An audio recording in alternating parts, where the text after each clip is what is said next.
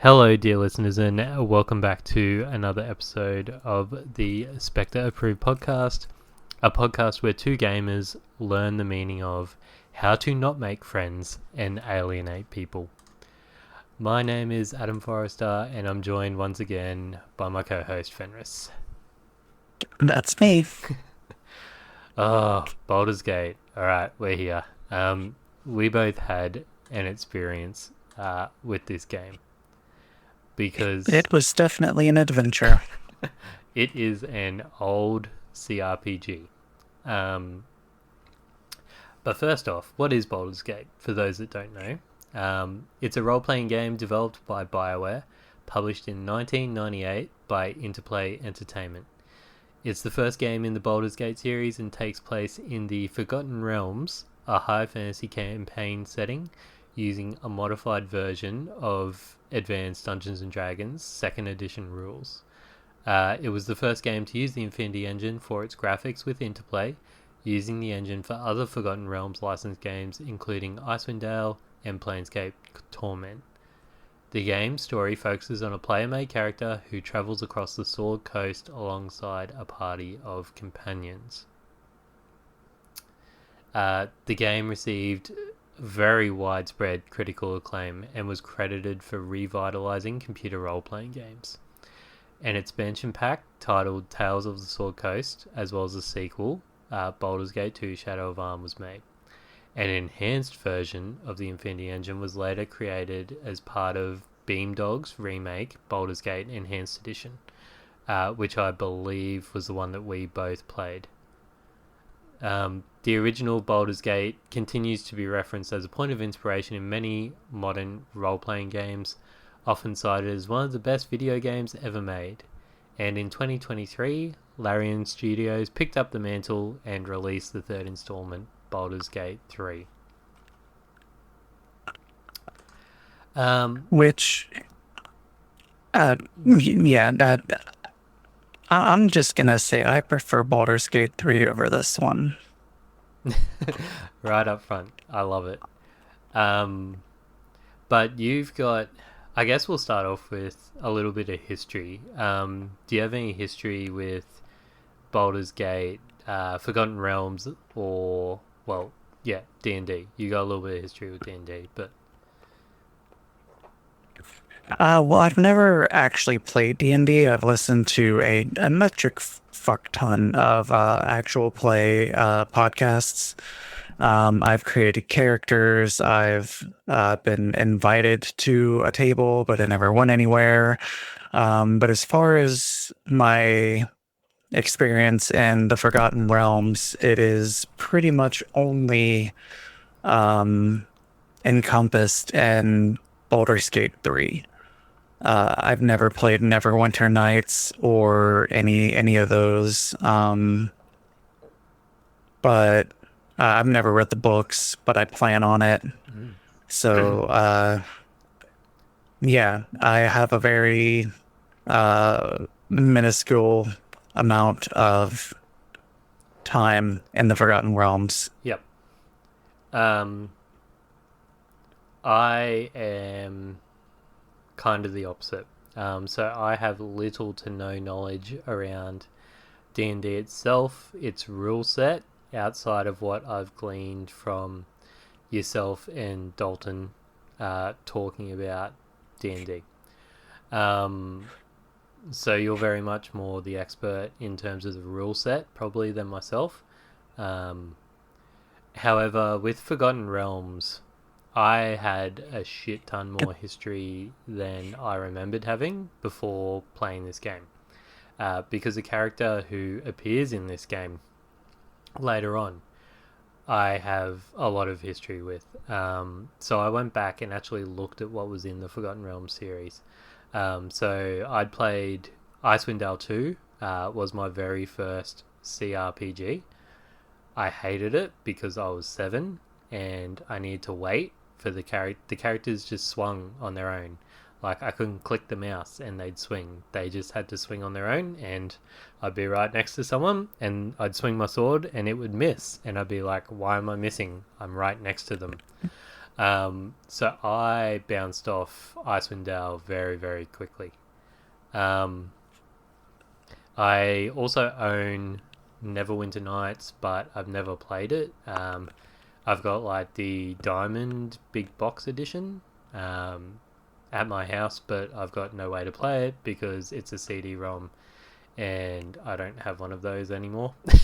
I don't have a CD drive on my computer. However, I own, I think it's the remake of Neverwinter Nights on Steam. I'm hoping it's not the MMO because I would not want to play that. And I've read a hell of a lot of R.A. Salvatore books about the Forgotten Realms. I haven't read the Baldur's Gate novel, but I've definitely read like the Icewind Dale and the larger kind of Forgotten Realms lore around Drizzt Do'Urden. And from what I understand, if you are going to get into the books, the Drizzt trilogy is the entry point that is most widely suggested. Yep. Yeah. And I also played that newish game. Came out about 2021. It was online only. Fuck. Now I've forgotten the name of it. Drizzt is a playable character in it. God damn it. Anyway, while I looked that up, what was your first experience or first impressions of this game? Um, Playing it with you was not my first time playing this game. I did a little bit with a friend of mine, and my first impressions at both times is just how old it is and how it didn't seem to age at all. Mm-hmm. Like it definitely a milk kind of aging. Um, but I went into this not expecting anything like Baldur's Gate 3 because that'd just be impossible because of the time difference between the two of the games. Yep. But and the fact that BG3 is with the 5E rule set and this is the 2E rule set. So yeah, like I knew there were going to be differences, and I was a little prepared because I already knew what THACO was and how to deal with that. But that was a tangent. I'm sorry. My first impression was that it didn't age well. Okay. Lump sum. Yep. Yeah. And sorry to backtrack a little bit, but you played this on PC. Yeah, I played it on via Steam. Yep. I bought it years and years and years ago. I don't remember why. And I didn't finish it, but my time played was about 20 hours, 21 hours, something like that. Yep. I also had on Steam, even though I've got a version on GOG. But I've got Baldur's Gate 2 on Steam and I don't have it on GOG. And one of the good things that Bioware does very well, that I enjoy about the company, is you can normally port your characters to sequel games, and this is very much the case between Baldur's Gate 1 and 2. And I rolled credits on this, and it took me about 36 hours. My initial gut reaction also was kind of aligned to yourself, Fenris. I knew what I was getting into in terms of the combat this time around, but it was still, yeah, I'm like, okay, this is going to be rough. because Baldur's Gate was already on the list because it's a Bioware game, and we're at the core a Bioware podcast, even though this is the first Bioware game I think we've played so far. um, I think you're right. but the initial idea I had for the podcast was to be a Bioware one, so Bioware games are always on the list, and also because I wanted to play Baldur's Gate 3 with you as well. So I saw this as the first stepping stone to Baldur's Gate 3 more than anything. Yeah. And it's definitely I don't know what this means, but it's definitely a stepping stone. Yeah. How did you kind of see the gameplay loop? Because these are always interesting when we cover RPGs.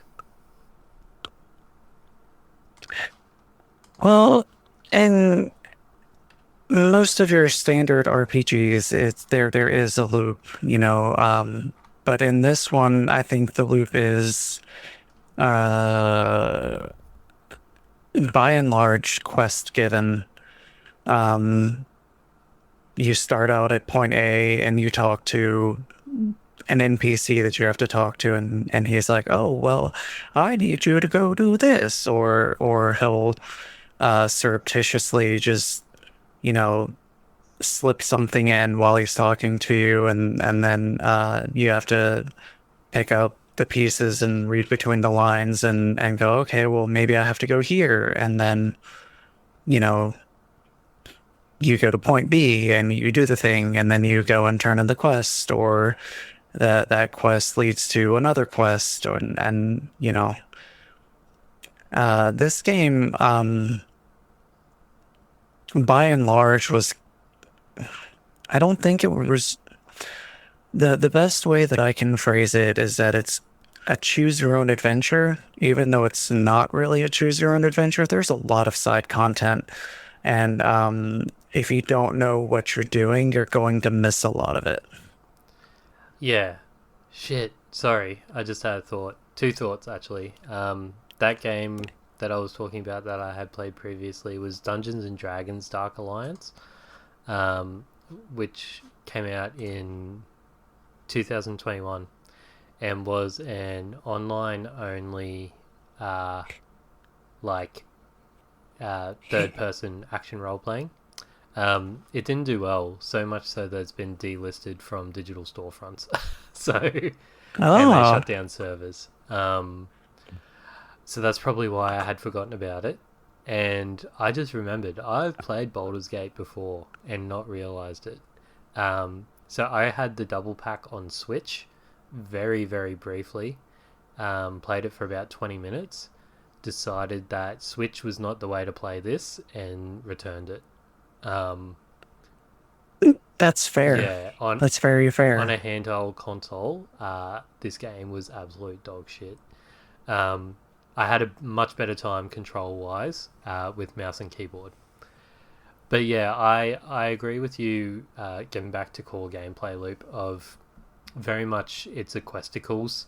You go talk to the NPC, they tell you to do something, you go do it, and then all the while you've got this overarching story kind of theme going on, which we can briefly get into now. So basically, you're the adopted son of a noble,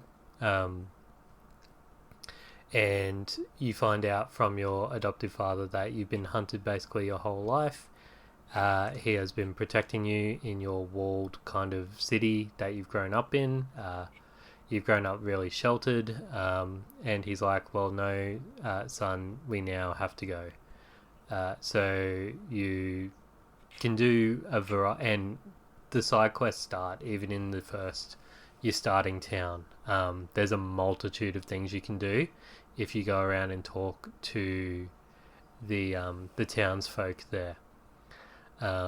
So you leave with your father on your journey, and you're waylaid by a bunch of bandits and the game's main antagonist,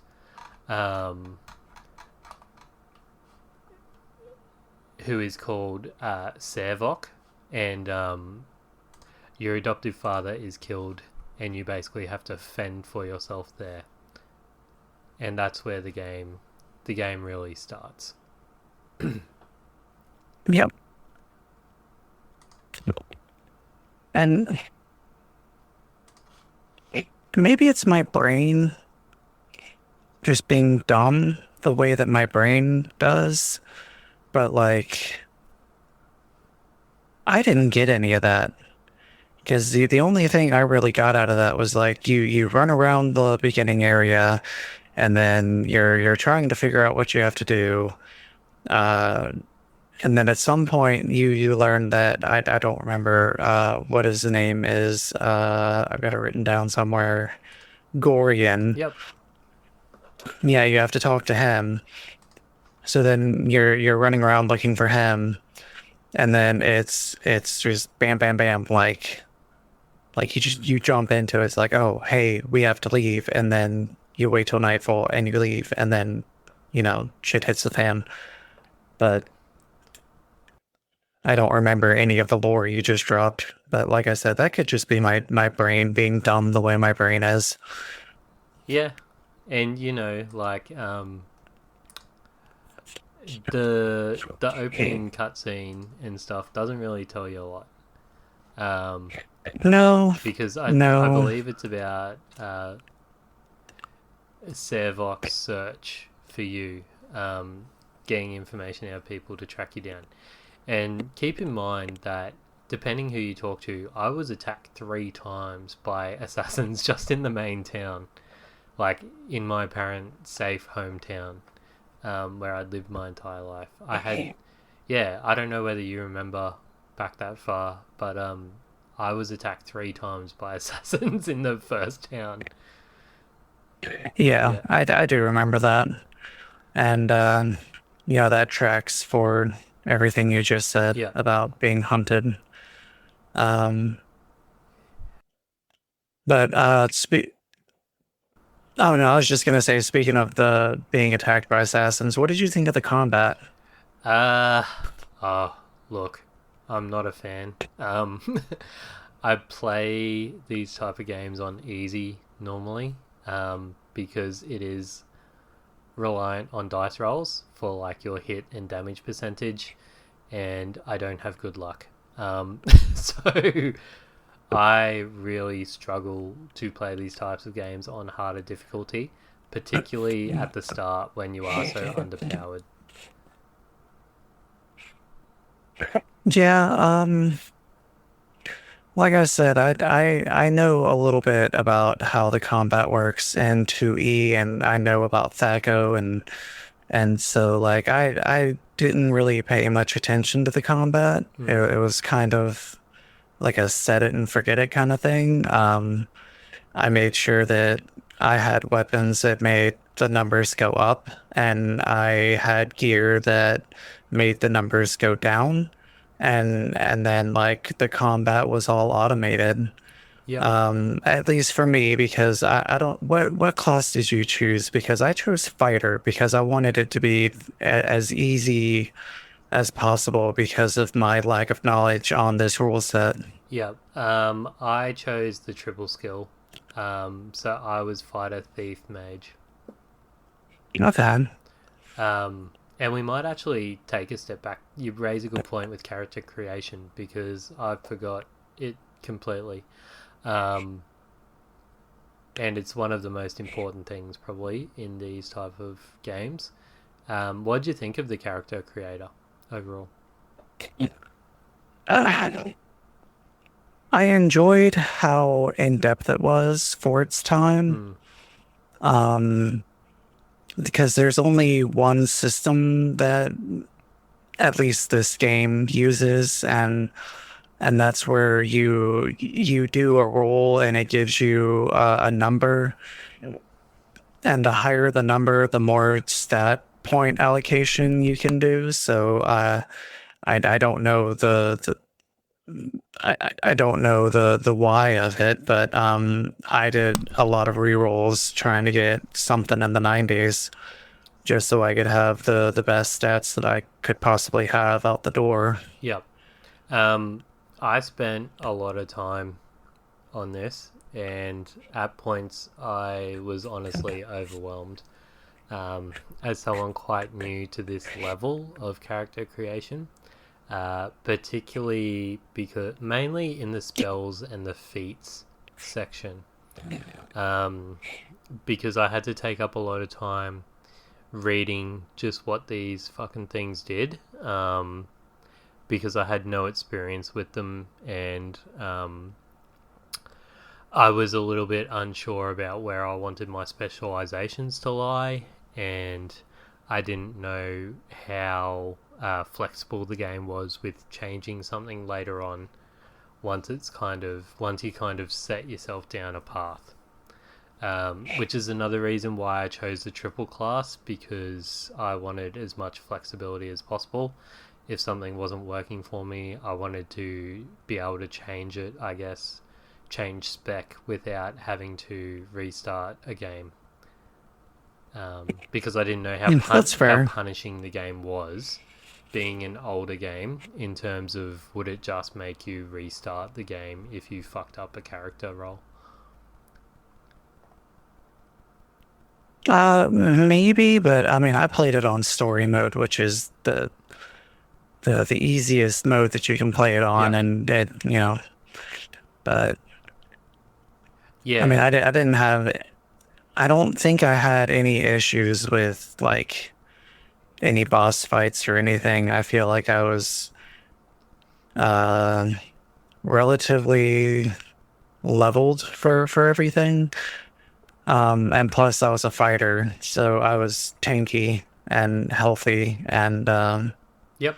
like I said, I made sure my numbers went up or down depending on what it was. What was your weapon of choice, I guess? Um, Sword and shield. I Okay. tried to do dual wield swords, but I couldn't figure out if I could, if you even can. Yep. But yeah, and then I as far as the character creation goes, because I jumped into stats because that is an integral part of your character creation process. But Yep. um, I really enjoyed the depth of the character creator in this game, because you have different species that you can choose. You can obviously choose male or female. Um, and then I don't think you had any like backgrounds or anything like you do in 5e. But I think it was just race. you know, Yep. yeah. And then for as pixelated as it was, the color options were pretty good. Mm. It was kind of basic. As far as like, because I played an orc fighter. His name Okay. was Orfleck. Um, and I named him Orfleck because his name was Orfleck the Butcher because of a Bo Burnham little deal. Um, but but yeah, like I mean, I spent some time in character creator, making sure that everything was right, and Mm-hmm. I took guesses at the feats and everything like that, just because again I have zero knowledge on 2e rule sets, but you know, I enjoyed the character creator. Yep. And which alignment did you end up on? Because I believe you can I choose don't that in character remember. creator. I I honestly don't remember. No, that's okay. But I tried to play something relatively neutral. Okay. Fair. That's as like boring as I personally find neutral roles, especially true neutral. That's normally how you can see, I guess, the biggest breadth of the content. Um, because you potentially, like, when it comes down to factions and taking sides, you can basically choose whichever one you want because you have that flexibility. So I can definitely acknowledge that. My character, and this is where my dislikes start. So we're in the character creator, and I've already got dislikes. I love the ability to be able to randomize the name, because some of the shit that these games come up with, yet when you can randomize like a fantasy name, comedy gold. Um, Yeah, I can agree with you on yeah. that one. So having to type in, I just went Aries because that's what I use for all my fantasy settings. I was a half elf, male, and lawful evil, um, in line with my Patreon pick. Yeah. Okay. I think weapons, I wanted to specialize in katanas and staves. They didn't call them staves though. What they call the staffs in this. But Yeah, quarterstaffs. that's it. Yeah, Yeah. katanas and quarterstaffs because I heard they do the most damage majority of the time, and I wanted the flexibility of a dual sword or a quarterstaff build. Yeah. Yep. That's cool. Um, Controls though, are something I'm definitely positive on, um, with one yeah. exception, which we'll get there though. Obviously, going from the Switch, handheld, not good. Mouse and keyboard are the way these games are meant to be played. So I'm really looking forward to when we cover Dragon Age Origins in a couple of months because that'll be my first time playing it with a mouse and keyboard. Um, CRPGs are just made for this. The mouse flexibility with the map is fantastic. Keybinds are amazing. I'm a dude that's played with a controller majority of his life, and this game has opened my eyes to the worlds of keybinds. They're just fucking amazing. Yeah. Mm-hmm. Being Mm-hmm. able to hit three and Yeah. cast a spell, oh my god. Not having to go Mm-hmm. into a menu on a controller, fan fucking tastic. See, I didn't even think because there was a couple times where I had to switch over to my mage character and I didn't know what I was doing on her. Like I couldn't figure anything out. Yep. But it's a good thing the only thing I really used her for was the identify spell. Yeah, and that kind of is my one bugbear with the controls, is being able to get up coordinates on the map. I had to Google how to do that. um, because I I forget. didn't even know you could do that. Yeah, I forget why I needed to use coordinates. I think I just wanted to see something, or I was lost, and I looked up a walkthrough, and it said go to these coordinates, and I'm like, coordinates? What the hell do you mean coordinates? I'm just looking at my map here. But then after some googling and some redditing, I finally found out how to do it. Yeah, this game was definitely made back in, excuse me, back in the late 90s, and it's apparent by its lack of hand holding. Um, because it really does just kind of sit you down and expect you to know what to do. I felt um, kind of like a game that you would buy at the store and take home as a kid, and on your way home you would be reading the pamphlet that comes with it, so you kind of have an idea of things that you can do. Um, Yeah, this is definitely a game in the era of book manuals.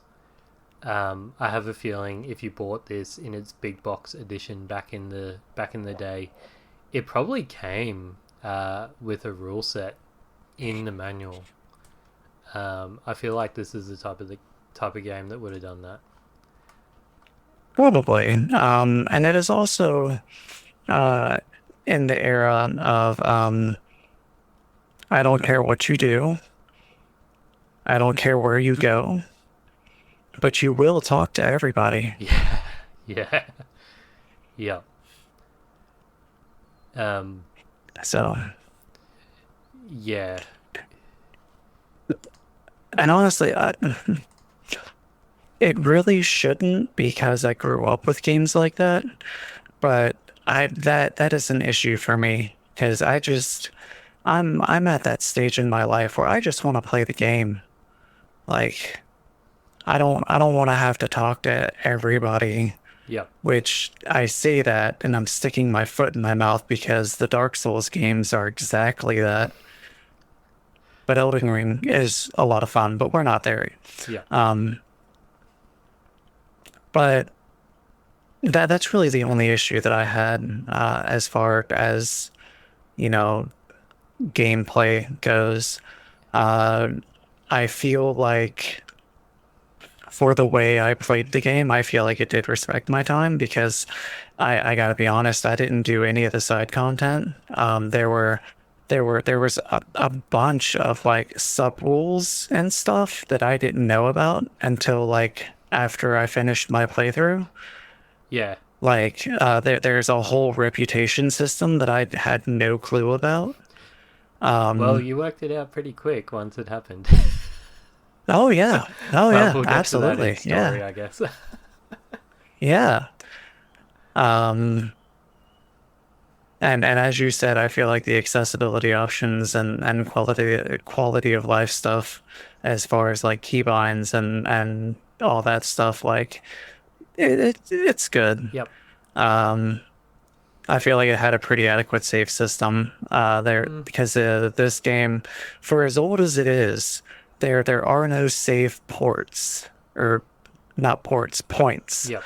You can save wherever you want, Yes. which is really nice. Yep. I think this has been the first game that we've done for the pod that's an older game in a long time where I didn't have at least one save issue because I could literally pause the game anywhere, even in combat, and save. Yeah. And So, that's another great gameplay feature. That's probably, I want to say, present in all D&D based. Is being able to pause in combat and issue commands. uh, yeah, and that's something that I was told is how you're supposed to play this game combat wise, but that's definitely not what I did. I definitely just ran into people and just let the auto battle thing happen Yep, fair enough. just because I didn't, now that I didn't want to deal with it, I just didn't remember how to do it. Yep. And So, because we're both playing on story mode, I think that's a fine way to play it as well. Um, yeah. did you die from combat at all?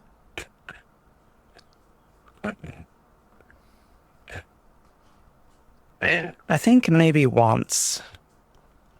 Yep. Yeah. I don't remember where, but I think I died maybe once.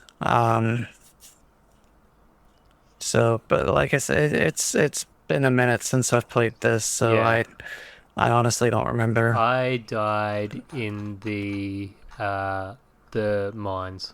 Hey. I died to the boss there. Yeah, see there was it might have there was a boss that the guide I was reading said was like level 16. Hmm.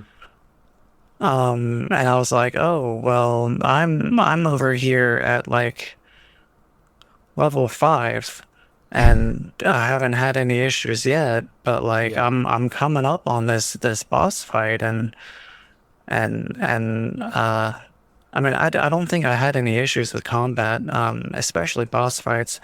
I did notice that a lot of the boss fights had like your main evil guy that you had to take down, who was usually accompanied by a couple of mages. And I found that if you just take the mages out, the main boss guy of the fight is really easy. Yep. So Yeah. Always take out the mobs first. yeah, I did have one small, very small issue with exploration. Because the map told you when you got to the edge, which was great.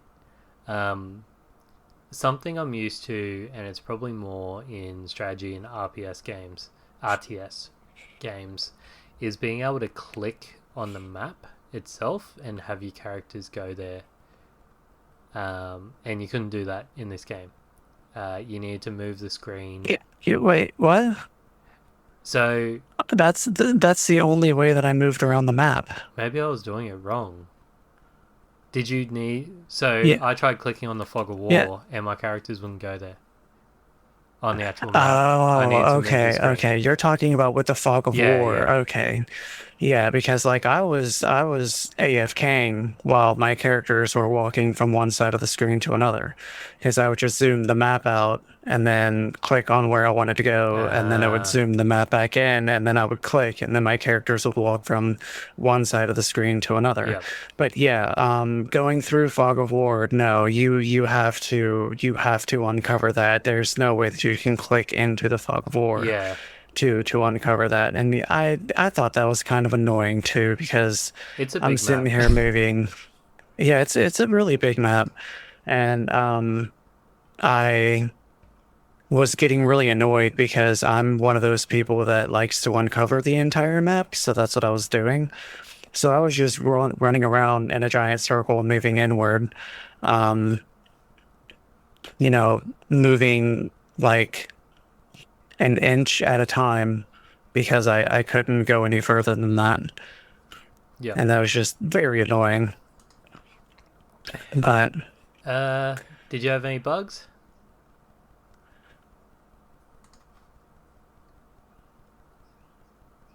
no, Neither. Well made game. yeah, Good job, Bioware. yeah, for once, back when Bioware had their shit together. Yeah. Um, we won't touch on that yet. And despite me putting 36 hours into this, I would say that's a pretty quick playthrough. So I also agree that the game respects your time. Yeah, and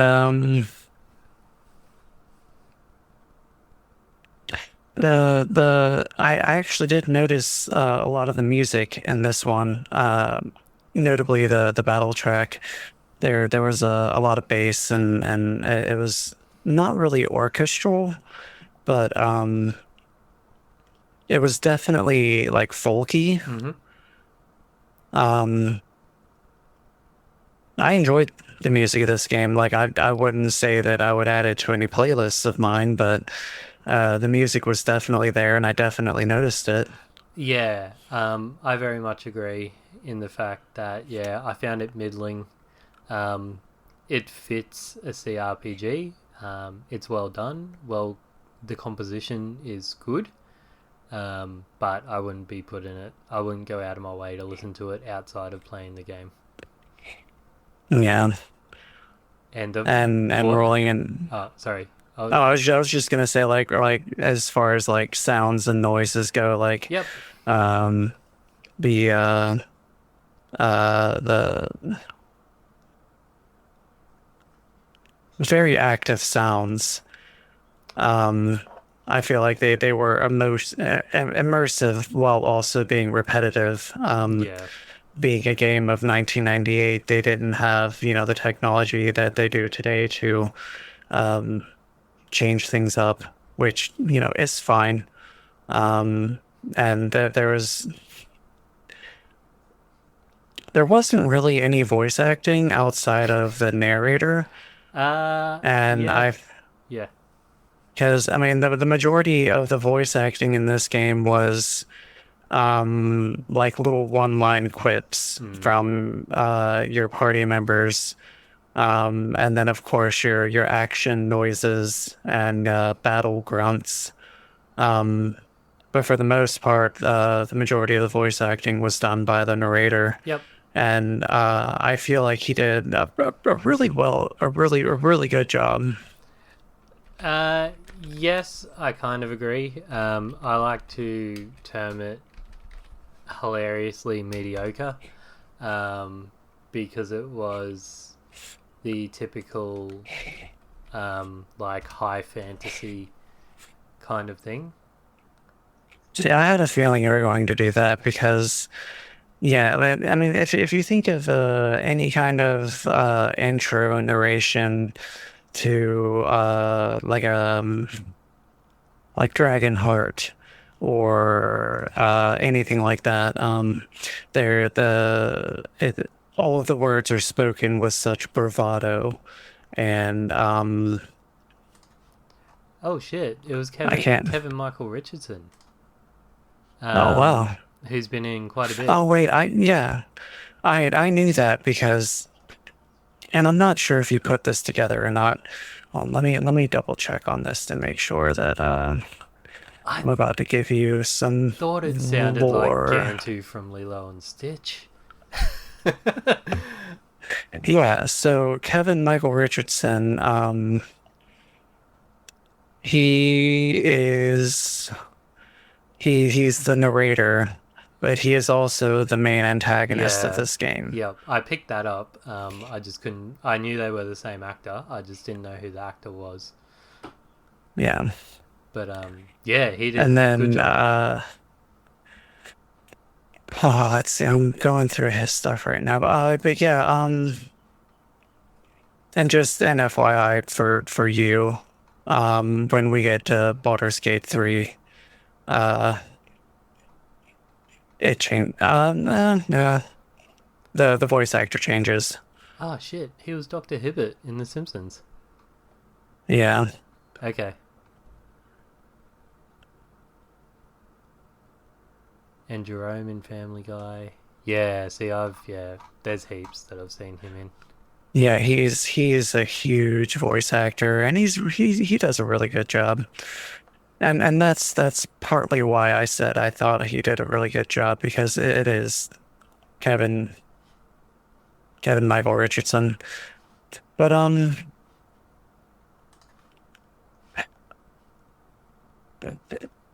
I again, my brain being my brain, I didn't really find the story very compelling. It was, I feel like I got a little too focused on the where do I go now aspect of the game, and Yeah, I don't know. Yeah, I feel like this game suffers from what a lot of CRPGs and JRPGs even suffer from. That the side content is normally a lot better than the main story itself. Um, and that's where the gold is. So if you didn't engage in too much of that, then yeah, the story is pretty mid. The chosen one is on his path to become the chosen one. Defeats the evil bad guy at the end. Makes some friends along the way. Uh, Whether he keeps them or not is different. Sorry, I yeah, can't yeah. help it. And you're right because there's a plethora of ways to play this game Mm. because they actually do keep up with the alignment system for this one. And what you just said is basically the entire premise of the story. Yeah, Yeah, you wake up one day and go on a journey to defeat the big bad evil guy. That is the basic premise of, honestly, a lot of D&D games and stories. So, yep, and the fun of the journey is, all the side stuff that you do along the way. yep. Um, I might just jump back quickly and talk about the graphics. Um, Acknowledging that whilst this is an old game, it's also the enhanced edition. Um, and I was very, very worried going into this about how it would look, whether I'd need to jump straight onto Nexus and get some HD upscaling mods ready. Um, but overall, I was pretty impressed with how it was made, and how it went throughout. I didn't have a lot of trouble with like terrain differences and stuff. Um, it was a bit of a pixel hunt finding items on some bits of terrain. Whether they were meant to be hidden or not, I don't know. But your mouse pointer gave you a cool little indicator when there was something there you could pick up, which really helped. Yeah, there was a collapsible bar too, because at the bottom of the screen you had I guess you should like your quick bar where it had like talk or attack or whatever, and then I don't remember what button it was, but if you pushed a certain button on your keyboard, like it popped up another little hot bar, and anytime you walked next to like a slain enemy or something, like all of their items that you could pick up were on that hot bar, and you could like scroll through it and grab what you wanted. Oh shit! I didn't. I didn't know that. More stuff the game wants you to figure out on your own. Yeah. The character portraits were beautiful. I thought they were really well done. Oh yeah. Very much in the oil painting style, but yeah, they were some Mm-hmm. really hilarious ones. Some Yeah. really serious ones. It really gave Mm-hmm. you quite a bit of breadth in and depth in the kind of character that you wanted to make. Yeah, and while you couldn't pick and choose what your character looked like, they gave you a multitude of options for your character portrait. So Yep. Some more sexy orcs would have been nice. I think there was only one sexy orc. um, and speaking of sexy orcs, I don't believe there was romance in this one. I didn't romance any characters. I think there's romance in the I don't sequel. I think there is, if I'm remembering a previous conversation correctly. Um, because if I'm not mistaken, I was told that you can romance a character that I killed. So, Yep. yeah. But I killed this character because I knew who she was. And I was just like, yeah, fuck you. You're Oh, dying. that character. Okay. Yeah. Yep. Cool. Oh So, god, that would be so interesting. And it's kind of a spoiler saying this, but oh well. It'd be so interesting if 3 actually had connective tissue to 1 and 2, like your save data carried over in a Dragon yeah, Age 2 kind of way. that's, yeah, I get that. Because from what I understand of the story of this game and of Baldur's Gate 2 and Baldur's Gate 3 is that it's the same big bad evil guy. Mm-hmm. So, and I didn't realize that Kind because of, I think. this was kind of yeah. Um, well, no, not really.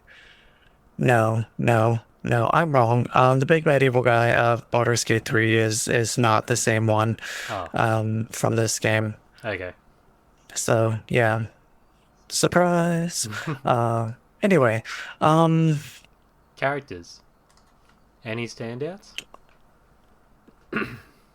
the only standout character that I was really interested in was well, I mean there were two, but they were kind of flat.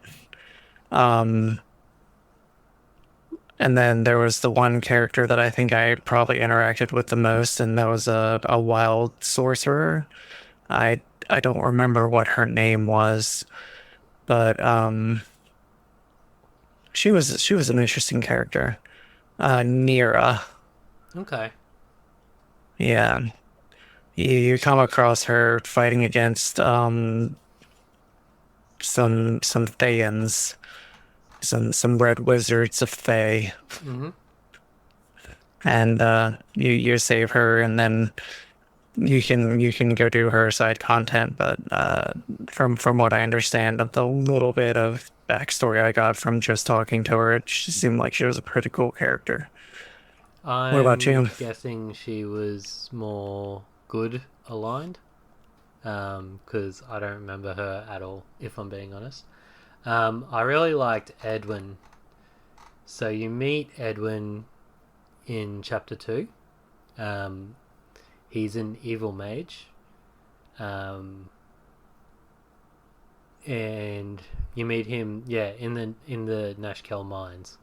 And his quest is pretty simple. Like, he wants you to go kill this person, Dinah here. But he becomes broken very, very quickly. And I didn't have to worry about my character doing any magic once I got him to where I needed to get him. I also like Dawn, who's your orc, uh, like, whatchamacallit, berserker almost companion. Yeah. Yeah, he just mow through shit. Um, Not much to him story wise, but again, a good party member to help keep me alive. Yeah, I think I came across him and I think I did recruit him, but then like everybody in my party was like, "What are you doing? Mm. Like this dude's evil." And I'm just like, "I'm sorry, I didn't know," and I kicked him out. Yeah, okay, yep. Yeah, that's one thing I will say about the characters. They're very fucking opinionated, which is good. Oh yeah. Very good, Yeah. in this type of Because I game. mean, if you are more serious than I was about playing this game, um, it would really help you as far as like keeping your alignment going. So, but that was just another part of the game that I didn't really pay attention to because it's not something I'd really thought about because it's not something that is really in any games that I play on the regular. Yep. So, Um, Playing an evil playthrough, I don't normally do it, but I feel like it would have made my time with this game a bit simpler, than perhaps yours. But there was an emotional moment for me which I didn't want to do, but it was in the RP for my character that they would do it, so I did it. But I'll talk about it in spoilers. But I had to sit there after I did this act, and I'm like, do I reload my save? I had to really consider if I was gonna reload my save and not do what I did. Um, but my character was like, good gear, worth it. oh yeah. Um, there was only one emotionally impacting moment in this game that I can recall, and we'll get on that in the story Mm-hmm. because yeah, it has to do with character alignments and story driven stuff, and yeah, Mm-hmm. so yeah, do you think it's replayable? Oh, 100%. I don't. Oh, okay. Let's hear your reasoning. There, okay. So personally, Mm. unless I'm playing with a friend, I don't think I would pick this up again. Just because of how old and how dated it is, and how in depth all of the side content is. Like I said, like I'm like I've gotten to the point in my life, like I said, where it's like I want to play games and I want to get from point A to point B. I want to get the story and I want to beat the game and I want to move on. Like Well, I've got some news from you after a quick Google, Fenris. yeah, BG1 has cooperative multiplayer for up to 6 players. yes, it does. Yeah. Fuck, I did not As know that. I mentioned, yeah, as I mentioned before, I my very first stint into this game was with a friend of mine. Yeah. Because we played Baldur's Gate 3 together, and then she wanted. It's the same friend that recommended our next game. Um, And so after we played Baldur's Gate 3 together and we beat that game together, she wanted to go back and play Baldur's Gate 1 because it's a story or a game that, she has nostalgia values for. Yeah. Okay. Um. So, but yeah, I feel like with friends, it would be a much better time, Mhm. especially if your friends know what they're doing with this game. Yeah, I feel like I would be the friend who had no idea what they were doing and just be a burden to the party. But that's actually really great that you can just make it what it was meant to be, which is a computer game version of a D&D session. Yeah, That's fantastic. yeah, and that's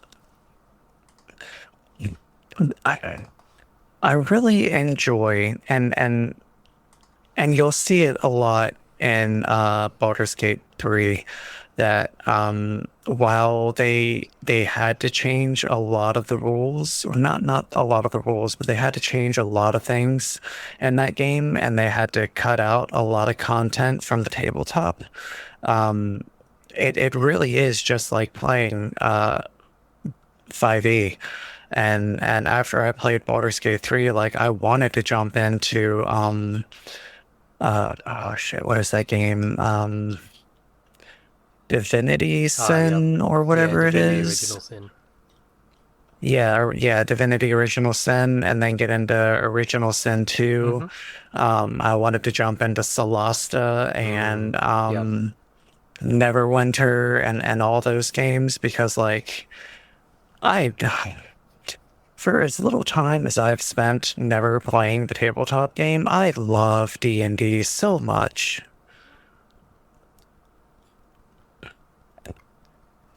But um no, I would not replay it by myself, but if Yeah, I had friends to play it with, absolutely. that's fair. Um, I think it has replayability for the right person. Um, Personally, I do agree with you that I wouldn't replay it just because we have things like Baldur's Gate 3 and Divinity out there. Um, at the time, back in the days when you only got video games at Christmas and birthday time, I could definitely see this being a game that I did with Mass Effect 2. I played that over and over, got every permutation. And if this was like one of the only games I had as a kid, I definitely would have played through it multiple times. Um, because whilst there aren't multiple endings, there's side quests galore, optional content, DLC. It's all there. Neither of us touched the DLC. I'm assuming. Um, I heard it was quite good, but yeah, particularly with podcast time constraints on it, I wasn't going to, and it was a bit pricey. So even though you buy the enhanced edition, it doesn't come with the DLC. Um, Yeah, I was just looking at that like, well, I think they called it the enhanced edition because it's, uh, digitally enhanced and not like, yeah, so just as a way to, yeah. Oh yeah, no, absolutely. Because I don't think I even have the DLC for it, even though I do have the enhanced edition. But that's like what you just said. Um, and having to pay for portraits, character portraits as well, is a little bit of a. I don't know whether that's just a Steam thing. Um, there's paid character portrait DLC, isn't there? I don't know. I didn't look. If there is, it's just fucking horse armor all over again. Um, never pay for cosmetics. Um, Unless you're really, really keen on it. Really, really keen. Yeah, Character portraits, which are only used barely throughout the game, though, are not good value for money. yeah. It's yeah. Let's see. So The deluxe edition gives you Siege of Dragon Spear and Faces of Good and Evil, which I don't know what that is. That's the character portraits. Okay. Yeah, Oh yeah, yeah. yeah. So it is. Oh It's 295, yeah. but So yeah, and you only get 6. there's also Reflections of Myth and Valor, which is 750, which gives Yeah, you 12 character portraits. yeah. So I mean, it's there's a game, there's an expansion, a portrait pack. You can buy the soundtrack of the base game and the expansion and the second. Yeah, so I mean, for how cheap this stuff is, I mean, if you're into it, it would be worth it. But Mm, that's up to the individual. yep. Did you follow the Steam achievements you unlocked at all? I did not. Okay. I have issues with Steam achievements because they never pop up in any of my games. Oh, okay. Yeah, so I don't know if I'm getting achievements or not until I stop. Oh, right. And then yeah, so and then like I'll go into my settings and I'll change it to where, I'll make sure that the overlay is working Mm-hmm. for the game that I'm on, which it should be because it should be working for every game that I ever play. Um, and then they work for a little bit and then they just stop working. So I don't know. I've given up on keeping track of my achievements. Okay. Do you use Game Bar at all?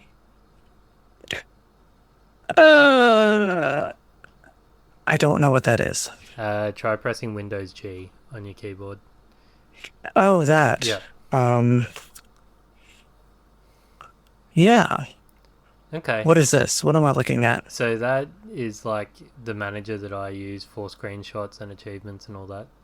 There should be a setting in there where you can toggle like a Steam overlay, and that might help. Okay. Because I know that when I did, I do Steam achievements, they pop up, no problem.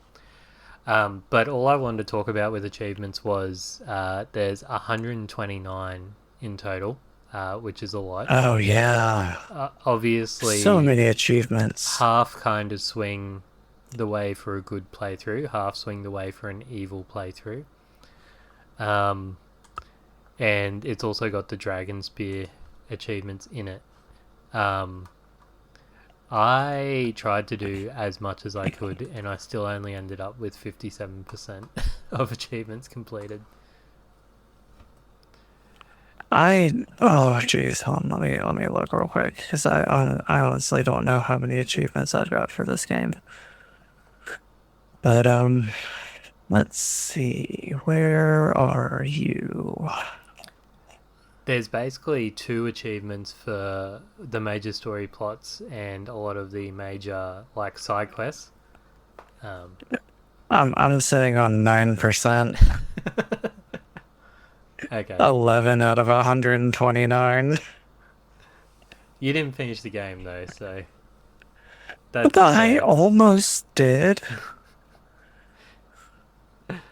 yeah, a lot really require you to go off the beaten path in terms of the side quests, because it'll be like one set of achievements I'm just looking at here is like side with the mercenaries against Silky and Begarost, and I'm guessing the other one will be side with Silky against the mercenaries in Begarost. So they all like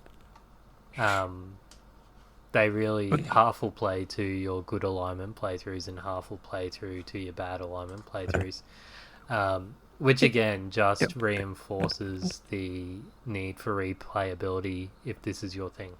And I think there is more than enough content there to satisfy even the heaviest CRPG nerd. Oh yeah, absolutely.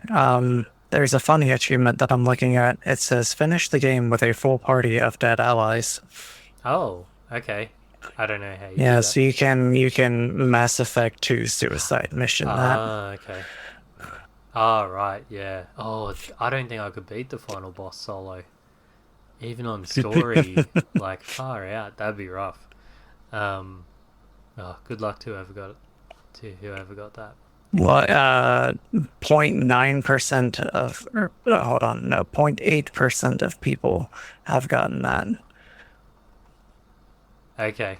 Oh, apparently there's a lot of bonus enemies to fight on the final battle. Because there's an achievement way down at the bottom with zero point 0.4 success rate where it says fight all the bonus enemies possible at the final battle. So, Yeah, I did not get that. Um, hmm.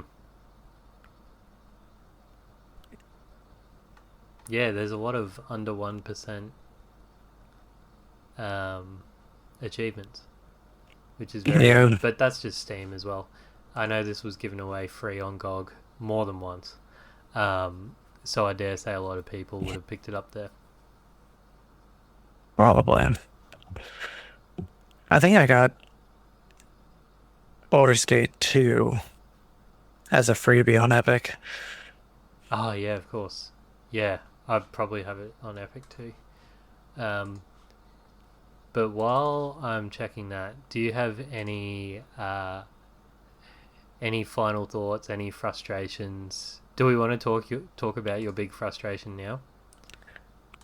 Oh yeah, why not? Yeah. Um, I tried to be a good person, and I tried to do the right thing, and then this is where that rep score came in because I was on my way to fight the big bad evil guy Mm-hmm. and beat the game, and I got attacked by a city guard, the Flaming Fist, and I did what anybody would do, and I defended myself, Mm-hmm. and after I killed the guard because it was do or die, you know like any game is. Justifiable Um, homicide. Exactly.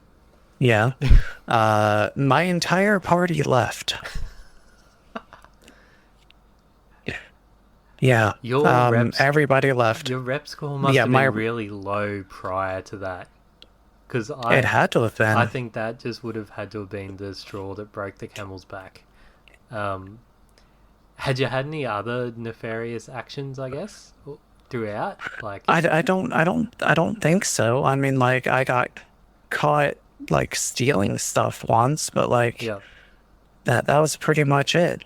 But I mean, again, it's these sub rules that are hidden that the game doesn't really tell you about.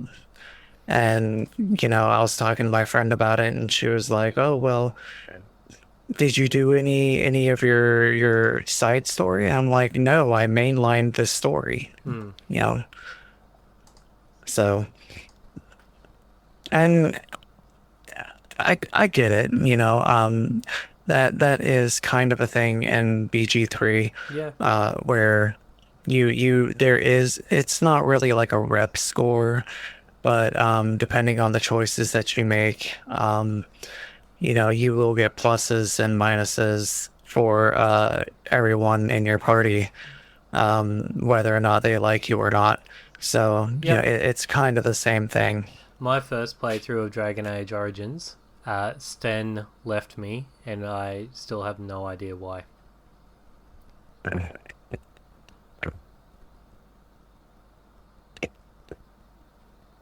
It was just the roll of the reputation dice. Uh, my knee-jerk reaction to that is you didn't get a sword, but I don't think I got his sword on my first playthrough and he didn't leave me. But then again, I don't think I really used him. So I don't know. Yeah, Sten is to go off the beaten path. Sten is a difficult character to get you to like him. and we're talking Or to get 17 years ago now, because I played it on oh launch. yeah So I yeah don't remember at all. And then since then they released the Feast Day Gifts DLC that just makes, rep grind infinitely easier. Yeah.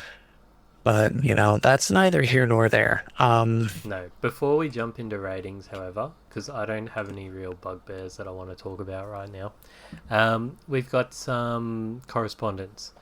So, for anyone listening now, if you would like to follow along with what we're playing, head on over to infinitebacklog.net and follow my account, Spectre Approved, there. And it's got the remaining games coming up, I think. Yeah, I've put all of them up. So, every game that we're aware of, I think it's got us up till March or April next year, is up on a list there. And probably a week before we record, I put up a post giving anyone the opportunity to write about the game that we're going to be talking about. And we do have a few bits of correspondence here. Keeping in mind that I asked about thoughts on Baldur's Gate 3 and CRPGs in general, about which ones people liked. So there's a multitude of different things here, because I don't want to clog up their site with just self-promotion posts. So first up, we've got BG51, who says, I don't think I could choose between all the CRPGs I've played, Baldur's Gate, Icewind Dale, Fallout, and way too many more. That's when talking about their favourite CRPG. They go on to say, I will also always remember the innkeeper saying, my hotel is clean as an elven arse, or something like that. Yeah, yeah, that was definitely a repetitive voice line in that game. But next we have Davram Lock, who says this was the CRPG that started me on a lifetime of playing and loving the genre. Baldur's Gate 3 is probably my favorite CRPG, if not my favorite game, period. But those first Black Isle games will always have a special place in my heart. I remembered being away in college and basically having zero friends, and these so beautifully brought back the D&D experience that I had in high school when I had more friends than I knew what to do with. I wish they would remaster these in a proper way because they do feel quite dated, even in their re-release versions. Still worth playing in 2025, though, in my opinion. Yep. And lastly, we've got JD Corley, who they said it's fun, but certainly shows the strain that AD&D was under in that time frame, staggering along under a mountain of house rules to make it playable at all. And for those of you that don't know what he's referencing, is AD&D is another name for 2E, which is just advanced D&D. I think I might be misremembering that. I can definitely agree with the sentiment, not knowing exactly what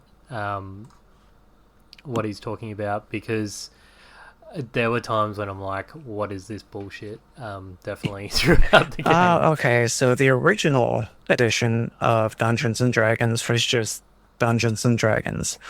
And then you had Advanced Dungeons and Dragons First Ed, and then you had Second Ed of Advanced Dungeons and Dragons, and then you had the revised Second Edition of Dungeons and Dragons Advanced. So it wasn't what I said, it was Advanced. Okay, cool. Okay. Once again, thank you to everyone that contributes there. That's probably the easiest way to get your correspondence to us for the episodes, and we appreciate everyone that takes the time to do so. So, ratings. I'm just gonna get mine out of the way and say it's not fun. Yep. Yeah. I wanted to like this, but it's way too dated, and the graphics, while they were enhanced, were not good. The voice, the single line voice, the single voice lines for everything kind of got old and repetitive after a while, and I didn't have a good time with this game. And then, everything was fine, and I was gonna beat it, and then, like I said, my entire party left me, and that soured the entire thing, and I quit. Yep. This will also be a not fun for me. Because whilst I completely appreciate the impact and the things that this game did to set it up, playing it in a 2025 lens, I'm going to have to give it a not fun because there's so many different alternatives out there that can give you an introduction to the world state to the same level when they're such a higher quality of game themselves.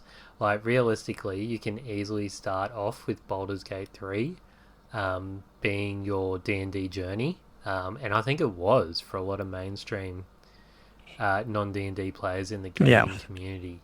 Um, and it has just shown that you can have super high quality stuff in a modern landscape to introduce D&D. Yeah, and it's not just Baldur's Gate 3 because Celeste, Crown of the Magister was another good one, even though I've never played it. I heard nothing but good things about it. And then the Divinity games are also really good.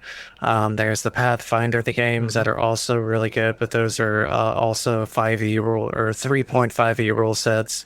There are a Yep. ton of CRPG games out there that I feel did a better job. Yeah, 100%. Um, I by no means regret the 36 hours that it took me Oh to no, run through a absolutely single not. game. But it's just, if we didn't have to play it because it's a Bioware game and to get to Baldur's Gate 3, I probably wouldn't have played it. Um, the fact that I forgot that I had the experience on Switch until we started talking about it today also says a lot for its modern portability as well. I just don't think you're going to get it on systems and make it enjoyable without perhaps a full ground up remake. And we've got Baldur's Gate 3, so why would you need to do that? Yeah. So sorry to all the all the Baldur's Gate fans out there. But it's a big no from both of us this time. Yeah.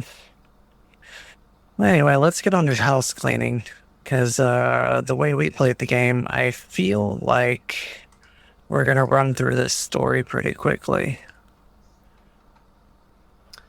Yeah. I've got a few things, but yeah, it'll be a shorter spoiler wall Yeah. than normal.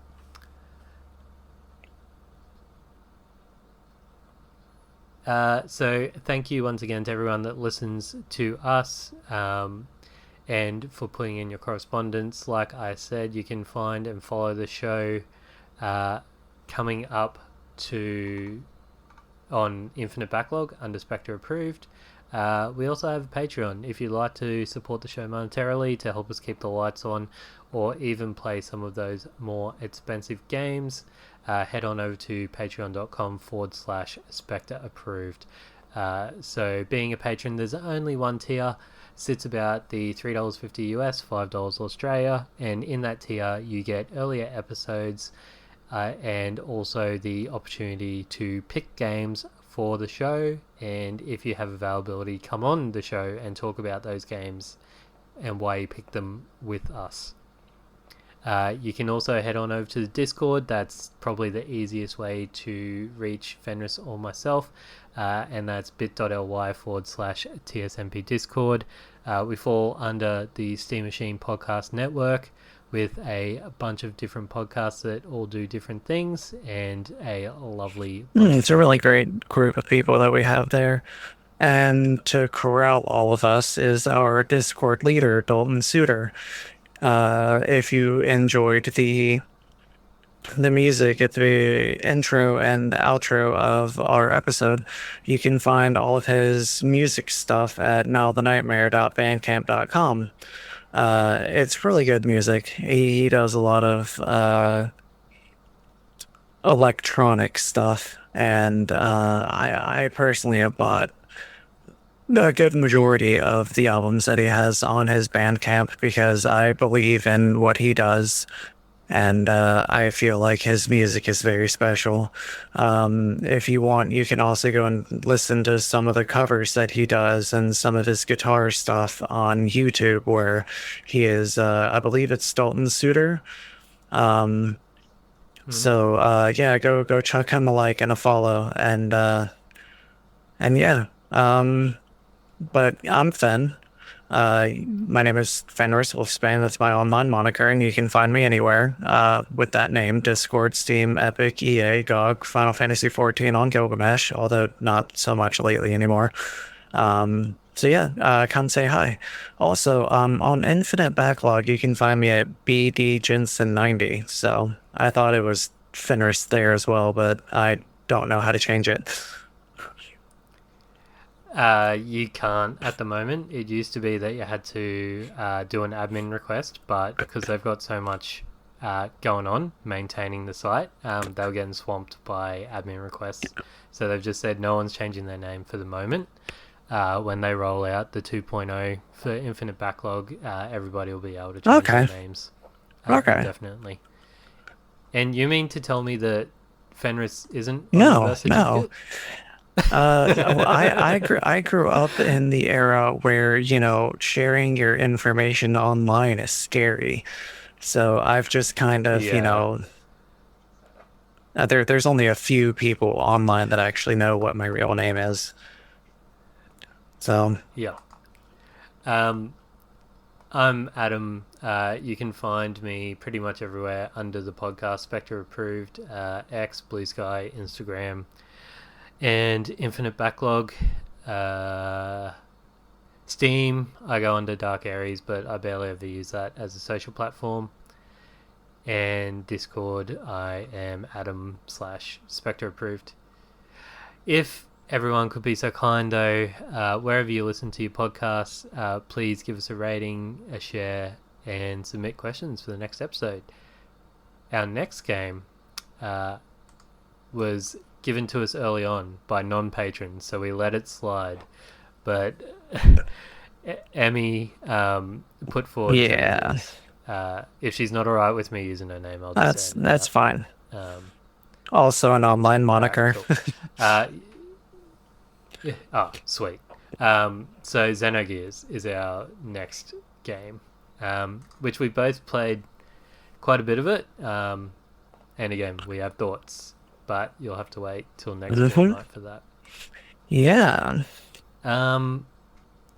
Because the music really washed over me in this game, I guess I was more just living in the world more than anything. I've just chosen the That's fine. theme, the main That's theme fine. for our spoiler wall today. So enjoy that and come back on the other side for some more in-depth story talk. All right, we'll see you there.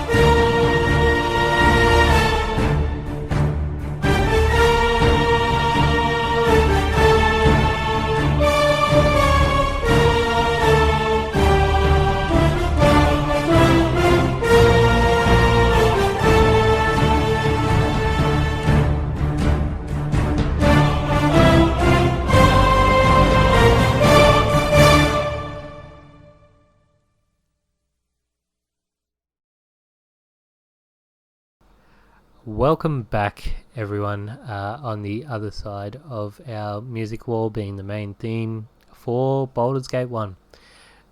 So now we're going to go into the story. This one might be a bit more back and forth uh, compared to other episodes, just because Fenris and I had two very different playthroughs. He had more the good aligned playthrough, whereas I very much had an evil playthrough. Man, with the way that the game is set up, there's I guess there's different ways to get different things and to get to your destination differently or something. But anyway, um, so we kind of already went through the prologue. Hmm. You know, you're dropped into the city and you have to go find uh what's his name again? I lost his name again. Gorian, your Goran, yeah, adopted father. your Yeah. adopted father, and talk to him because someone said that he wanted to talk to you or something. And while you're exploring the city to find him, you're attacked by a couple assassins, and then you can defeat them. You can beat some rats. You can go to the inn and, buy some gear or some weapons or whatever and hear some rumors. Um, there was something about a sword, wasn't there? Yeah, so there is a guy called. Sorry, let me just find it. Da, da, da, da, da, da, da. Yeah, I'm looking for it too. Hull. Yep. Yeah, you can find his sword and return it to him. You can find a book. I think it was like in a haystack or something, and return it to its owner. And Yep. then it's just to start you out with some experience gold and some other stuff You get some to medicine for a sick cow. Like yeah, real basic RPG stuff. yeah, really basic level one stuff. Um, and basically all that's for is just to start you out in the game. And so you can go to the inn and talk to Winthrop and get you some starting gear or whatever. Um, and then if you caught it, you can talk to Firebeat Elvenhair uh, to fetch an identity scroll from Telthuril. Mm. Um, you can if your alignment calls for it, you can loot stuff and not get caught. And then I mean that's pretty much it for the prologue. You go and talk to your dad and um Yeah, you also meet a character who can be a party member, who annoyed the absolute fuck out of me. yeah, Imoen, she was my thief. her Uh voice actor. Oh my god, man. yeah. I don't know why I kept her, but I kept her. She was my lock picker. She was my Okay. trap finder. Yep, Um, that was me. So I did not recruit her. Although yeah, that's chapter one before you can recruit her. So, like I said at the start, your dad comes to you in the night and he says, "Oh, look, we have to leave. We have to leave now. People want to come and they want to kill you. I'm not going to let that happen." So you leave town, and then as you leave town, you're accosted by bandits and the main antagonist, Servok, who kills your father, and I forget why you're spared. I think they're about to kill you, and then the guards come, and uh, Servok has to retreat. something. I don't know. Despite Gorion being a powerful mage. Yeah, because Yeah, I'm pretty sure he retreats. Or he might do a fireball that kills everyone. Servok has to flee and you're assumed to be dead. Probably, yeah. Yeah. Yeah, so and Uh, then once once all that's over, you know, for whatever reason, Emmeline joins up with you, and mm-hmm. you know, you can have her join your party, and she's got some stuff. You loot Gorian's body to find a warning note and a Yeah. belt with absolutely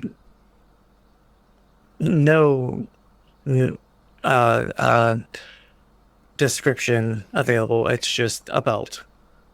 Yep. So I learned with my playthrough with my friend that like if you just put on random gear, it could be cursed and you'll be cursed. So my male character in that playthrough was a female character. Um Oh. yeah. Yeah, Okay. there's A a gender belt. There's swapping belt.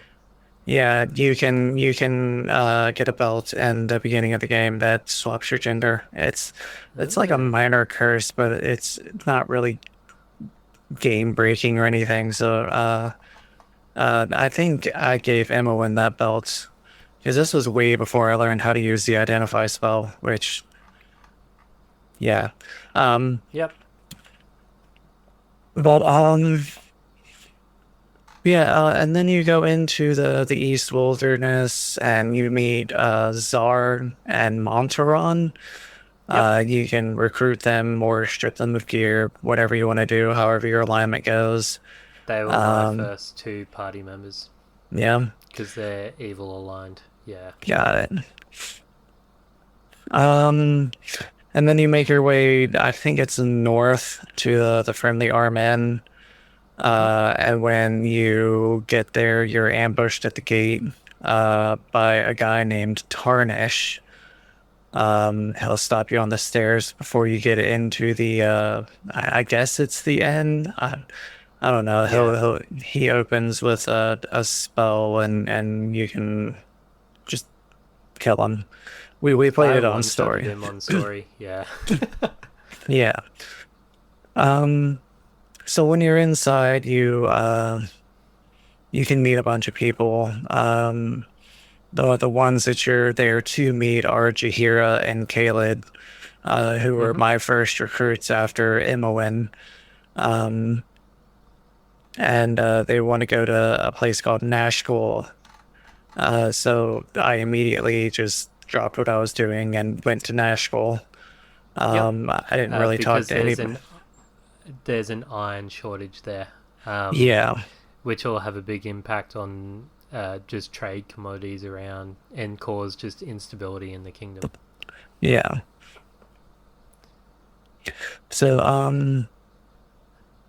on your way to Nashville, you go through Baragost, and I thought, did you have any issues with the map in this game? Because like, for I get why they did it this way, but it was kind of annoying that you had to go through sections of the map.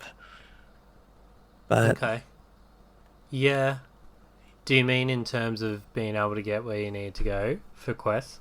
yeah, because like if you recall in Dragon Age, like if you wanted to go from point A to point B, you went from point A to point B, and then Mm-hmm. you were tracked by like little splotches along the map.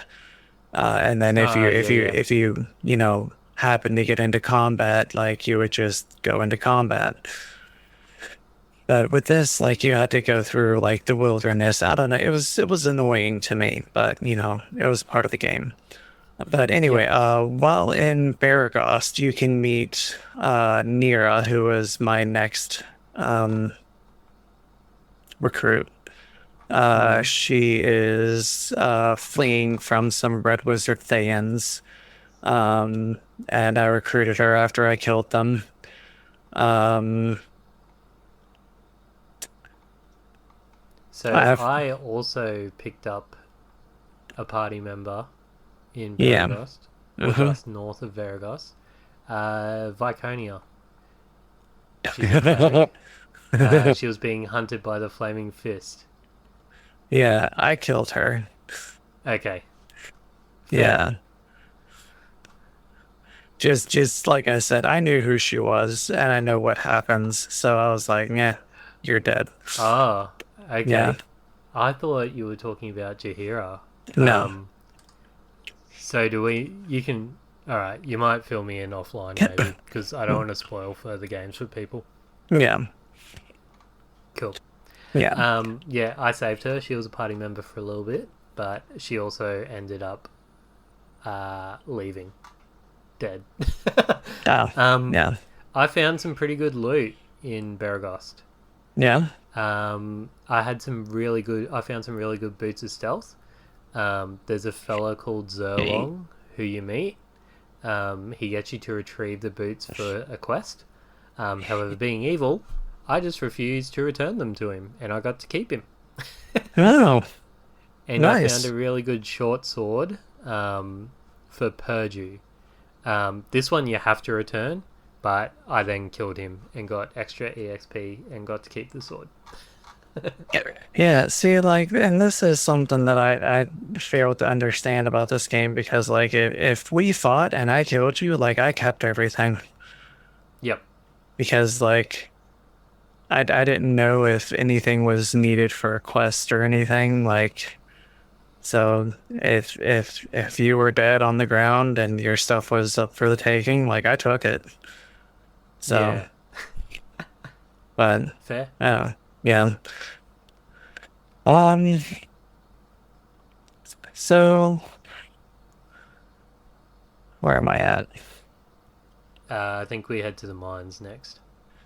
Yeah. So, you go through High Hedge. That's another area of the map. South of Barangost. You meet the Flaming Fist. And then you finally, enter into Nashkel. Did you do the carnival? Because I don't remember doing the carnival. No. No. Okay. No. Yeah. So you can go to a carnival. Apparently, I didn't do that. I went straight into the mines. To get into the mines, you're kind of locked out until you find the foreman or whatever of the Yep. mines. And then you have to. I don't remember exactly what it is. You have to like talk him into giving you um access. Mm-hmm. So you get access, and then you go in, you beat the big bad of the mines, and I don't remember exactly why he's doing what he's doing, but what he's doing is bad. So Slavery and iron and the general yeah, trope. Big bad slaver. Um, I had a really easy time with this boss fight because I pretended to ally with him, and then when his back was turned, I killed him. That'll be for listeners. My playthrough is going to be really boring in terms of talking about it because basically I just befriend the bad guy and then kill them. oh Because that's how you do an evil playthrough in these type of games, or how I do it anyway. no, I mean yeah, like that is definitely evil. So Yeah, yeah, I then killed all the miners to prevent them spreading the word. that is definitely evil. Yeah, yeah. Um. So once you get done with the mine stuff, you get Sorry, word. Huh? there's a couple more things I just wanted to talk about. I had some side quests here in Yeah, go ahead. Baragost. I picked up Edwin, who's the strongest mage in the game. He's evil aligned though. Um, like I said in the main episode, he wants you to kill someone. So you do that, and then he joins your party. Um, there was also. Did you ever meet Prism the sculptor? He's just outside the mines. I don't think so. If I Okay. did, I just talked to him and didn't really pay Yeah. attention to what he said. He wants you to pick up some minerals inside the mines. I'm pretty sure. Yeah, Um, but again, I just kill him, and he had a heap of emeralds on him. So I got a lot of money really quick after that. yeah. Here actually is where I met Minsk. Um, he's another famous character of the Baldur's Gate lore. Oh, Um, okay. yeah, he was another recruit of mine. So that's what Jahira, Kaled, Nira, Imoen. Yeah, so he was my sixth character. Nice. Um, well, technically fifth, including me for six total, but Yeah. yeah. I So also had a full party at this point. yeah. So I Um, mean, like relatively early on, like you have a full party, so yeah. uh yeah, and from what I'm seeing, it doesn't matter who you choose because either way you get word that you have to go to the Knoll Stronghold. Mm-hmm. Um, so we go there. There's There's lots a of bandits. lot of bandits. A lot of bandits. You can kill the salesman because he sells a lot of cursed junk. Um, you first meet the toll bridge bruisers who try to shake you down. Uh huh. I think I paid. I don't remember. Uh, I killed them. I'm pretty sure. Yeah. And then you meet up with the chieftain. um,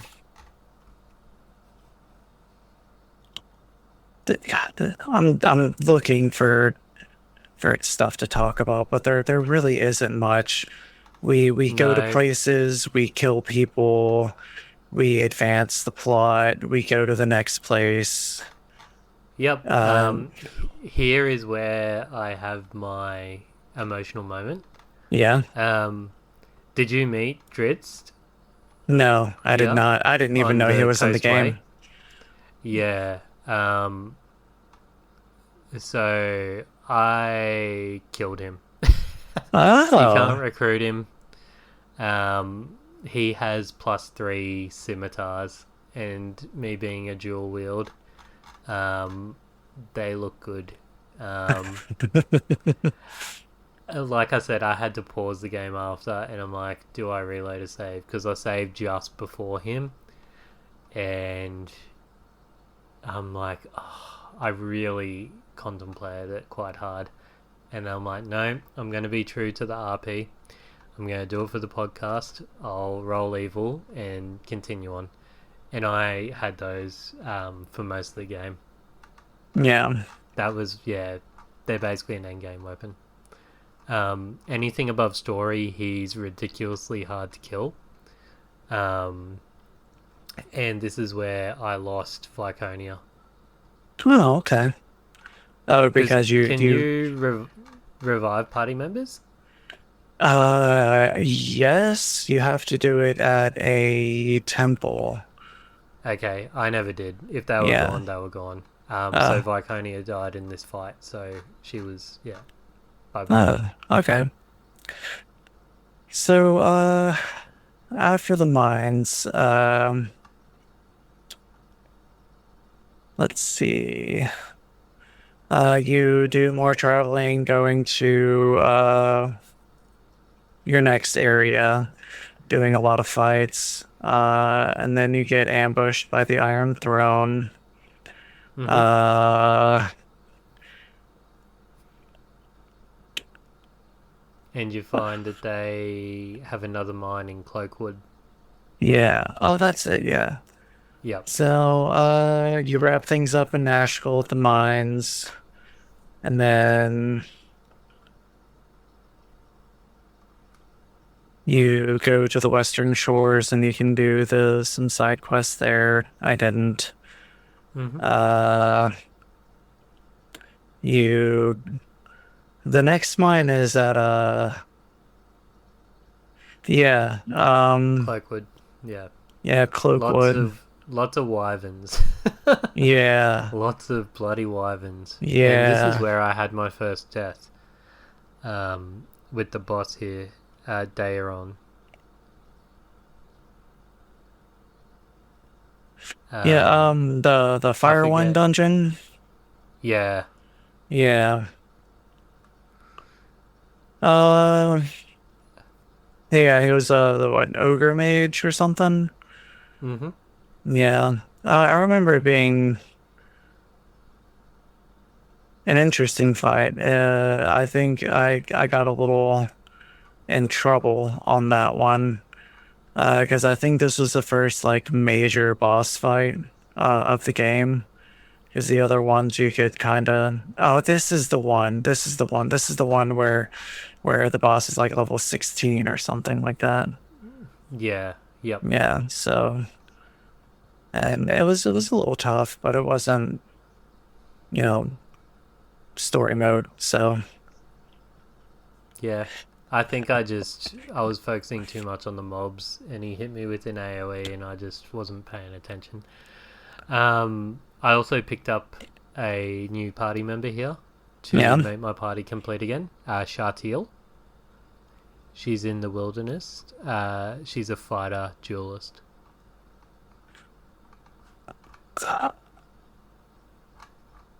Okay. Yeah.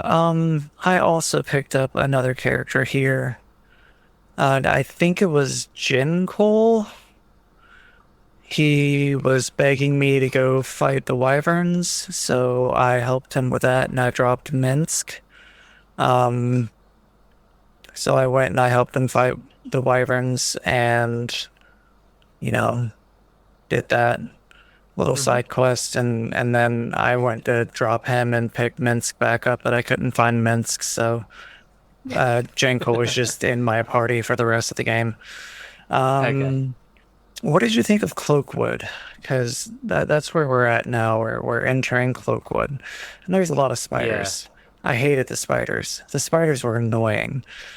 Honestly, anything with the trap mechanics were annoying because like I found myself just sitting there and waiting for it to wear off or for my characters to roll well enough to get over it.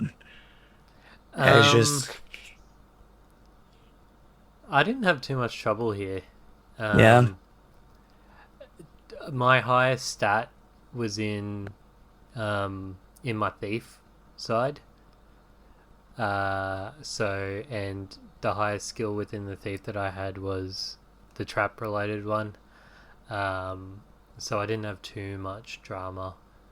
The druids were annoying. I don't remember. I don't remember the druids, so they must not have been too annoying to me. They had you collect acorns, and it's just that stupid fetch quest. Oh yeah, I never collected Um, any acorns. yeah. So, but yeah, after the wyverns and the spiders and the bears and the wolves, you finally get to Cloakwood Mines. Um, and the thing about that is, someone named Drasus or Drasus. Um, I don't remember what they're doing there. Some sort of sabotage. They Yeah, work for the Iron Throne. that's it. Yeah. Yeah. Well, so you have to go take care of them, and once again, it's, point A to point B, kill the person, get your next quest. Mm-hmm. Let's see. Oh, yeah. But Okay, yeah. So the Cloakwood Mines was an interesting level for me. It's where I picked up the boost of speed. ooh, Uh, nice. yeah. And I hated and loved them at the same time because they gave you like a faster movement speed. So like, well, your character that wore them could, clear the map fast. Like your other characters were just left, just trailing behind. Mm-hmm. Um, but anyway, while you're traveling through the Cloakwood Mines, you're talking to slaves, Mm-hmm. and they start giving hints about flooding the mine. So Yep. you get all the way back down, uh, and you grab Daviorn's key. I don't know if I said that right, but you grab a key Yeah. and you flood the mines by opening like an aqueduct or something, and that finishes that one. From what I read, flooding the mines was the best course of action for completing that quest. Mm-hmm. So that's what I did. Yep. Uh, And then we finally get to the titular city. So this is where we start to go Baldur's Gate and really start to unravel the Iron Throne's plots there. yeah, Because there's and all the fun stuff like assassinations and all that. yeah, For me, anyway. and I just want to touch on something about the map. Alright. Because and this is something that I talked to you about while we were playing the game, is that Mm. like I had an issue getting to Baldur's Gate because I knew you had to go across the bridge first, but I couldn't figure out how to get Oh, across the yeah. bridge. Yep. Yeah, and come to find out, you could exit the map from north, south, east, or west. And I was going north because the area that I needed to get to was north, but I Mm-hmm. think I had to exit east, which Yeah. didn't make any sense. So, you know, but yeah, let's see. Uh, you're on, I forget what the name of the bridge is, but it's a very famous bridge. Anyway, you meet Scar. He is a Flaming Fist officer, and he hires you to spy on suspicious trading companies tied to the Iron Throne. You can do it or not. I didn't. And then you enter Baldur's Gate, and you meet. Oh yeah, I forgot about that. Elminster shows up. Elminster is a very famous wizard in Forgotten Realms lore. Okay. Um, yeah, and I don't know how many times did you meet him? Mm, twice. Twice. I think I met him 2 or 3 times. And he doesn't serve any purpose. He just drops lore about Mm-hmm. things that are going on because he's wise and mystical like elder wizards are. The Um, Merlin of the Baldur's Gate universe. yeah, pretty much. Um, and then you just explore Baldur's Gate looking for the Iron Throne headquarters. Mm-hmm. Because you find out that they might be involved in this iron crisis that you've been working to correct. Baldur's Gate is a sprawling city, and it's got like what 6 different sections that you can explore. Mm-hmm. So I had a party change over here. yeah, I picked up Sky okay, and I got rid of Monteron. okay. Yeah. I like I said, the party I have is the party I've got. Okay. And yeah, none of mine. I didn't have any more changes after that. After I picked up Jinkle. Mm-hmm. Um, so you start investigating. Yeah, you go to various stores and talk to people, figure out what's Mm-hmm. what and who's who. Um, there's I picked up some good gear. Picked up a really good piece of plate mail. yeah, There's a fellow called Nardarin who's hunting a basilisk. okay. So I went on the quest with him, and then I let the basilisk kill him. I killed the basilisk and got his plate mail. That's it. So just Nice. rolling the lawful evil as much as I can. I didn't kill him. The basilisk killed him. Um, I mean, it tracks. yeah, it does. Yeah. You meet a thief named Niklos who invites you to meet his guild. It's the Thieves Guild. So inside you can find fences, some weapons. You can do some burglary jobs. Mm-hmm. Um,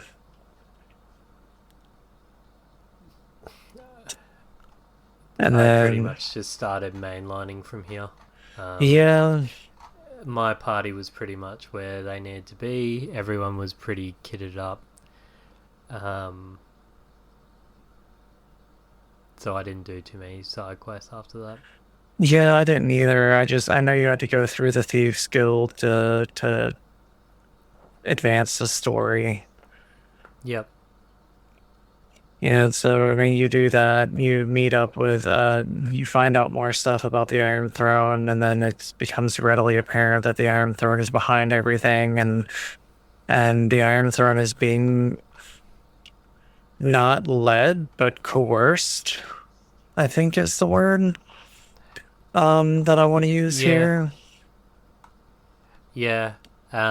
You also find out that Servok is just becoming more and more powerful because he's going around assassinating politicians and all that sort of stuff. Yeah. Yeah. I got lost in this. Very Game of Thrones, even though it's called the Iron Throne. Like, yeah, Yeah. it was. This is your Wicked Hearts, Wicked Eyes. Is that the Yeah. from Dragon Age Inquisition? Yeah, Yeah. it's your real political level that loves to throw itself into RPGs. Yeah.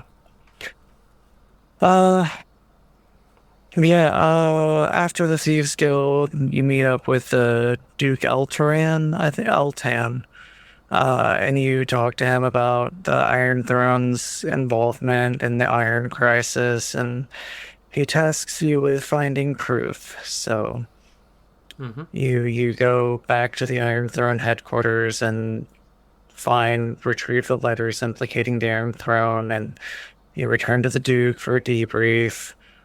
Um, and then this is where I died. So, Okay. I was on my way, or no, I was on my way back to Duke Eltan for the debrief, before I went to, oh, wait, hold on, no. You get debriefed by Eltan. Your new orders are to travel to Candlekeep to confront the Iron Throne leadership directly, and then you go Yep. back to Eltan. Um, And then you pick up the next leg of the quest, which is, defeating Saravok, if I'm not mistaken. Yeah. And that's where I didn't die, but like I got attacked by the Iron Fist, and you know, I defended myself, and my entire party left, so I rage quit. Yep. So you go back to Candlekeep. You get framed for murder. I did anyway. And then you kill the Iron Throne leaders inside Candlekeep. Um, Side quests, yeah, nothing much there. And then you go to Chapter 7, which is collecting evidence against Servok and tracking him down. I killed his two assassins, Andrea and Winsky, pretty easy. And basically at the end of it, Baldur's Gate is in political ruins because I've killed everyone. And then the finale chapter, as you can tell, I'm really mainlining it at this point, just wanting the game to be done. You go to the Undercity, you find out you are a Baal spawn, and Servok is is the final battle, trying to revive Baal. Servok is also a Baal spawn, so he's kind of your brother, for want of a better word. And the final confrontation is more like a duel between two Baal spawn for who controls the Sword Coast. So then I slew Servok and ascended as the dark heir of Baal, and that was the end of my game. Nice. Yeah. Yeah. So Um, that's yeah, that's Baldur's it. Gate. You do you talk to a bunch of people, you get a bunch of quests, and you kill people. Yep. The main story Oh, doesn't really seem very interesting because the majority of all of the juice is probably in the side content that neither of us really did. yeah. Yep. Um,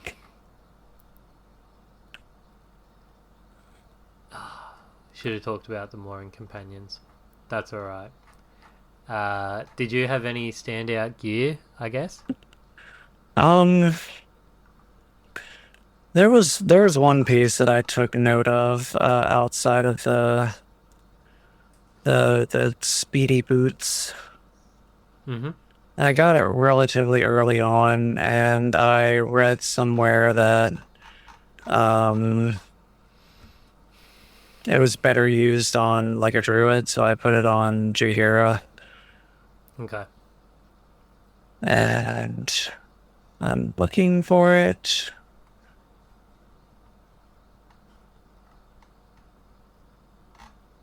Oh no. Um, I guess my big standouts were obviously Dritz's Scimitar's Twinkle and Icing Death. I found some really good gauntlets of dexterity. Uh, and there's something called Robe of the Evil Arc Magi, Yeah. um, which you find in Ulgoth's shop. That I think was like a +3 or a +4 to Edwin's like spellcasting. Okay. And there's also an amulet of Metaspell, which gives you an extra spell slot, which was very handy for him. Yeah, see, I had an issue with the spellcasting in this game because I didn't know how it worked.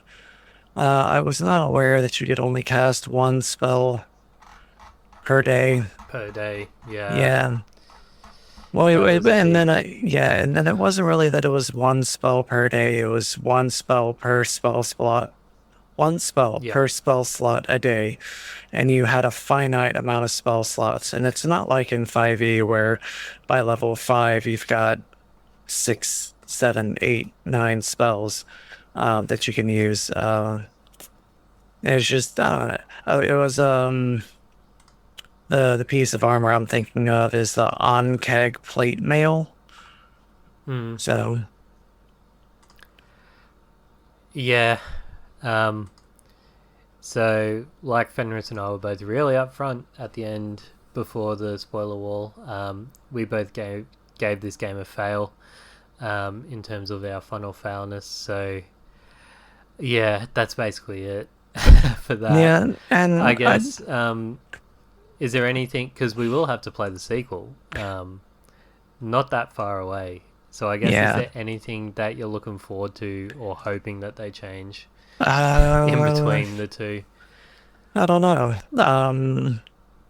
Are you going to try and play through co-op again? I don't know. Maybe I don't know. I'll probably just try and solo it, but I'll probably try and branch out, and I'll definitely do more research on how the game works. That way, like I'm not surprised by any sudden disappearances. Yep.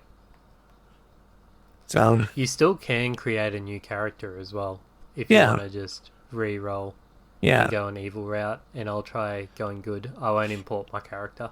I'll try a good route. Nah, it's all good. You can All import right. your character. You have a character to import. I don't. Yeah. But And then hopefully Baldur's Gate 3 will be not too far around the corner because that one I am looking really forward to. And I know obviously you are as well. yeah, it's at the moment it's definitely one of my favorite games. So But that was Baldur's Gate, the first one. Um, it's definitely an adventure. I wouldn't say it's a fun adventure. I definitely had a lot of, I had a lot more fun playing with my friends. So I honestly feel Yeah. like this game definitely was made to be played with friends. I think to this game's credit, the ending really did fit the RP Yeah, that I was going for. Uh, and like an evil RP is I feel like I kind of stole something. I stole the easy route because evil RP was like quite easy. I probably missed out on some of the nuances of this game, but it definitely gave me an easier time of I'll lie with bad guy, but then also betray bad guy. yeah. So it's like, but yeah, there's Let's plenty of see, better and RPGs out there, like we said before. and now I'm wondering if there's like a good ending. Like I'm gonna have to do some research on that because you killed because there's 3 or 4 different ways that Baldur's Gate 3 could end, depending on your choices and who you have in your party and what you choose to do in the moment. So I wonder Okay. if there is like an evil ending and a good ending. Uh, yeah, I don't know. I didn't research it, to be honest. No, I didn't either. Um, So I'm gonna have to do that and figure it out because if now I you want to know. guys got a good ending, let us know, Yeah. either in the Discord or on Infinite Backlog. Um, and once again, just a like and share would always be appreciated on wherever you get your podcasts. So next time, Fenris and I will be delving into Xenogears, another PS1 JRPG. Yeah, Yeah. I'm sorry. We haven't had too much luck in the PS1 era RPG selection. Chrono Cross was fine. Chrono Cross was fine. Yeah. Correction, for me, Chrono Cross was amazing. It will always be amazing. But and that's a lot of the problems I have with this game is that like all the games that we've played that have come out from that era have come out like around the same time. And I can't help but like compare them to Chrono Cross, and you can really see just how like and I'm sorry to say this, but like the Japanese are so much more advanced at game making than we are Mm. because you know that game stands up to this day. Well, And yeah. Persona 1 wasn't a fun time, though. Like, no, no. Well, yeah, that's also a JRPG. You're right. I don't know what I'm talking about. Let's get off the air. I'm tired. Good night. alright, everyone. Thank you once again for listening, and join us next time for Xenogears. This is Spectre approved. I am Adam, And I'm Fenris. and happy gaming. Bye.